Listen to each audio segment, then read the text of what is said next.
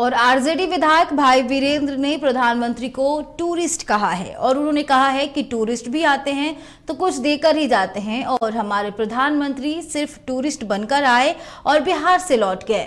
उन्होंने आगे कहा कि प्रधानमंत्री को बिहार की धरती पे कदम रखते ही उन्हें बिहार को विशेष राज्य का दर्जा दे देना चाहिए, लेकिन उन्होंने ऐसा नहीं किया और न ही बेरोजगारी के मुद्दे पे वह कुछ भी बोल पाए और न ही विशेष राज्य का दर्जा पे उन्होंने अपनी बातें रखी। प्रधानमंत्री को भी संदेश दिया था कि जब भी बिहार आवे और बिहार की धरती पर पटना में उतरते ही घोषणा करना चाहिए कि बिहार को विशेष राज्य का दर्जा मैंने दिया। जिस तरह से हमारे नेता आदरणीय तेजस्वी यादव के प्रयास से और माननीय मुख्यमंत्री नीतीश कुमार के सहयोग से बिहार में जातीय जनगणना कराने का ऐलान हो चुका है, उस जनगणना को पूरे देश में कराने का ऐलान करें बिहार में पटना की धरती पर और बेरोजगारों को रोजगार दे, तो हमको लगता है कि माननीय प्रधानमंत्री जी को लोग कहता है कि ये टूरिस्ट हैं, लेकिन टूरिस्ट भी आता है तो कुछ दे कर जाता है, लेकिन ये तो आए टूरिस्ट की तरह बिहार विधानमंडल में और पहली दफा आए हैं, उनका स्वागत हम लोगों ने किया, लेकिन उन्होंने कुछ बिहार के लिए दिया नहीं। उनके मन में बिहार के प्रति हम समझते हैं कोई मन में ये नहीं है, देने लायक के लिए नहीं है और बिहार के साथ सौतेलापन व्यवहार केंद्र सरकार कर रही है। बिहार को विशेष राज्य का दर्जा मिलना चाहिए और देश में जातीय जनगणना बिहार के तर्ज पर होना चाहिए और बेरोजगारों को रोजगार देने का जो उन्होंने वादा किया था वो आज तक वादा ही रह गया। बेरोजगारों को रोजगार नहीं मिल सका।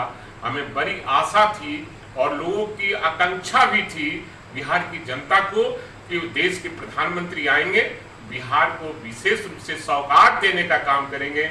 उन्होंने हम लोग का मन छोटा कर दिया है, इसलिए माननीय प्रधानमंत्री से पुनः मैं कहूंगा कि दिल्ली तो पहुंच ही गए हैं, वहीं से घोषणा तो करें। और राजद की वरिष्ठ नेता श्याम रजक ने कहा कि जिस तरह डबल इंजन की सरकार ने महंगाई बढ़ाया है उससे आज पूरी जनता की कमर टूट चुकी है, इसलिए राजद पार्टी सरकार के खिलाफ आंदोलन तेज कर महंगाई मुद्दा बनाकर सरकार को घेरेगी। इसलिए पूरे प्रदेश में आज राजद के सत्याग्रह आंदोलन जारी रहेगा। नेताजी विनोद जी और सलमान जी और तमाम साथियों के नेतृत्व में यहाँ धरना पर लोग बैठे हैं। ये हमारा एक प्रतीकात्मक है। जिस तरह महंगाई बढ़ रही है और महंगाई पे कोई कंट्रोल नहीं हो रहा है, जिस तरह से बड़े लोग बड़े होते जा रहे हैं, गरीब और गरीब होते जा रहे हैं, बेरोजगारी की संख्या बढ़ती जा रही है, अग्निवीर जैसी योजना ला करके देश के नौजवानों के गाल पर थप्पड़ मारने का काम किया है। ऐसे सवालों पर लेकर के आज धरना का कार्यक्रम हुआ है। हम इस धरना को और आगे ले जाने का काम करेंगे और 7 अगस्त को हमारा बड़ा कार्यक्रम है। हर एक मंडल स्तर पर, जिला स्तर पर हमारा कार्यक्रम होगा। इस महंगाई के सवाल पर, आने वाले जो बाढ़ और सुखाड़ के सवाल पर, इस सवाल पर सरकार कुछ नहीं कर रही है। इस सवाल पर हम लोग एक कार्यक्रम बनाने का काम कर रहे हैं और बहुत ही मजबूत तरह से सरकार को शिकस्त देने का काम करेंगे। और बिहार विधानसभा के शताब्दी समारोह समापन में पीएम मोदी कल विधानसभा पहुंचे थे, जहां पे नेता प्रतिपक्ष तेजस्वी यादव अपने संबोधन में पूरी कॉन्फिडेंस के साथ नहीं दिखे, जिसको लेकर सत्ता पक्ष ने मुद्दा बना लिया। लगातार नेता प्रतिपक्ष तेजस्वी यादव को सोशल मीडिया पे ट्रोल किया जा रहा है। तेजस्वी यादव की बॉडी लैंग्वेज को लेकर बिहार सरकार के पथ निर्माण मंत्री नितिन नवीन ने कहा कि नेता प्रतिपक्ष का बॉडी लैंग्वेज क्यों ढीला था वह तो वही बता सकते हैं, लेकिन प्रधानमंत्री अपनी पूरी ऊर्जा के साथ सभी जनप्रतिनिधियों की सहभागिता को लेकर बधाई दी।